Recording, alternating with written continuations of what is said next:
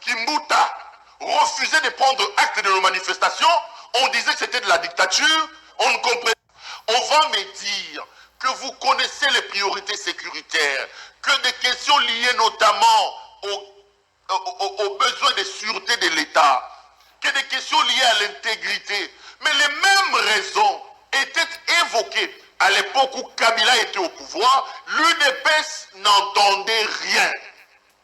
L'UDPS n'entendait rien. Ou alors, les gens doivent être conséquents avec eux-mêmes, en revenant pour nous dire, les amis, les Congolais, je m'excuse, je vous ai induit en erreur. À chaque fois que j'appelais les gens contre la volonté des autorités à manifester, à chaque fois que j'exposais les Congolais au gaz lacrymogène, à chaque fois que j'ai insisté pour que les gens descendent dans la rue malgré le refus des prises d'actes par les autorités, je ne comprenais pas. Maintenant que nous sommes arrivés au pouvoir, nous comprenons, excusez-nous. Si l'UDPS fait ces mea culpa là, moi je le comprendrai. Les mêmes explications que les autorités vont donner aujourd'hui, ce sont les mêmes explications que M. Kabila nous donnait hier. Vous ne l'avez pas cru. Ne nous imposez pas aussi à vous croire. Changez de gouvernance. Si tel est le cas, on acceptera. Ou alors, vous venez faire amende honorable en présentant des excuses à Kabila, en présentant des excuses à la République et aux Congolais, en disant, chers Congolais, quand à l'époque, Kimbuta refusait de prendre acte de nos manifestations, on disait que c'était de la dictature, on ne comprenait pas. Maintenant que nous sommes au pouvoir, nous, UDPS, on comprend bon Limbisa Biso. Kimbuta, Limbisa. Kabila, Limbisa. Congolais, Limbisa. Là, je comprends. Sinon, je ne comprendrai rien. Je ne comprendrai rien. C'est là que j'ai dit, je ne crois plus à l'union sacrée. Parce que l'union sacrée ne dégage plus l'odeur de la rupture. Parce que l'union sacrée ne dégage plus l'odeur de la coupure. L'union sacrée que moi j'ai soutenue, l'union sacrée à laquelle j'avais adhéré, pour laquelle j'avais sacrifié mon plateau, était l'union sacrée de la rupture. Entre Kabila qu'on nous présentait comme un diable, comme l'auteur de tous nos maux, qu'il fallait enlever. Non seulement qu'il fallait enlever Kabila, mais il fallait aussi enlever les antivaleurs prônées par M. Kabila. Prôné par M. Kabila. Et aujourd'hui, est-ce qu'on peut me dire, dans la gouvernance, qu'est-ce qu'on a changé de ce que Kabila faisait? Qu'est-ce qu'on a changé? Je parle de la gouvernance. Dans la rigueur dans la gestion de l'affaire de l'État, dans la rigueur de biens de l'État, dans la rigueur du trésor public. La preuve est là. Kabila nous a laissé plus d'1 milliard de dollars. Où nous en sommes aujourd'hui? Nous en sommes où? J'avais dit ici, Monsieur le Président de la République, faites attention à l'allure où vont les choses.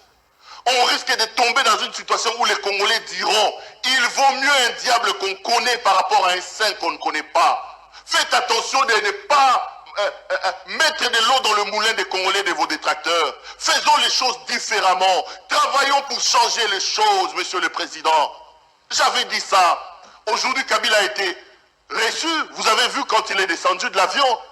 Combien de gens commencent à réclamer le retour de Kabila aujourd'hui? Ça tord le cou aux espoirs qu'on a placés sur l'union sacrée. Ce n'est pas encore tard.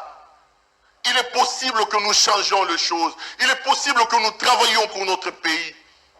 Nous lançons ces cris de cœur, ces cris d'alarme, pour que ceux qui sont arrivés au pouvoir aujourd'hui ne donnent pas raison à ceux qui ont critiqué Kabila. Mon plateau ici était transformé en un tribunal contre Kabila. Chaque jour, j'ai grainé le chapelet de ce que Kabila faisait. Pas lui, Bolomolaye, Kabouananaye, chaque jour. Et je ne le regrette pas parce que je reste convaincu que Kabila c'est un mauvais président. Je reste convaincu que Kabila a détruit ce pays.